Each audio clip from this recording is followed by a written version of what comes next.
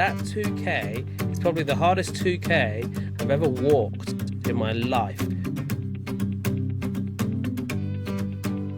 We managed to find a path, and then I decided to follow the route that the OS maps gave us. If you can see it by now, sorry to interrupt, but if you can see the map right now on the screen, look how easy this looks. Looks really easy. Easy this looks. Yeah, so sorry. So it's that straight line. Mm-hmm. It's that straight line over that hill, essentially. That straight line over that hill, to the right of Wildbanks Hill there, is the path that it essentially took us over. Now that is only about it's about 2 kilometers. Yeah, 2K. That 2K is probably the hardest 2K I've ever walked in my life. The longest 2K as well, right? Longest 2K. It took ages because it was just there was no path. We stupidly just went, we'll just follow the maps, and didn't follow the path that potentially was there that may or may not have took us around. We weren't sure, so we just followed the map and we went round. And my God, it was all hillocks and just long grass. But the problem with Dartmoor is the long grass is like, you don't know if you're stepping on solid ground or going to go through to ground underneath. So it's up and down and really hard terrain to walk through. But that 2K stretch felt like it was never going to end. It just kept going, and you couldn't see the other side. So you couldn't see anything on the other side. So it just felt like it was going forever and ever. And we kept going, and it was slow going. Really slow going, and we eventually got to the end, and then we saw that on the maps there was the ruins of a house. So we were like, "All right, we'll get to that. Stop there," which is their Brown's house ruin.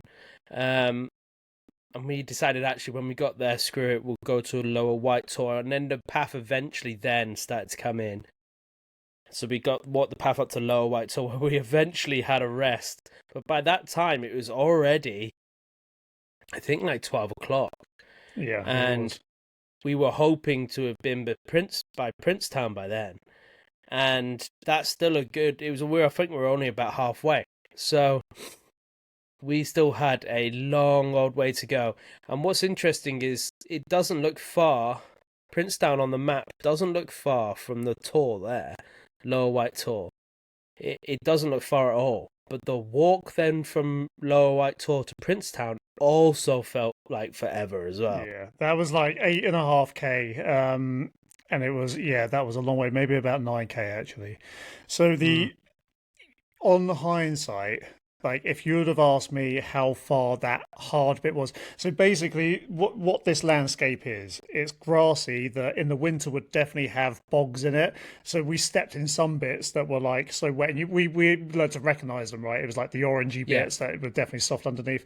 But this just had tens of thousands of tiny little streams going between grassy tunnocks that they're just worn away over time. And like you said, you didn't know if you were standing on something solid, something soft, or something where there was a drop by about literally 1.5 2 foot.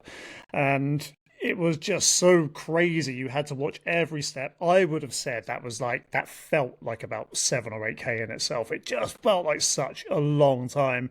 And then, we got to that ruins. Although to be fair, by the time we got to Lower White Tor, was it?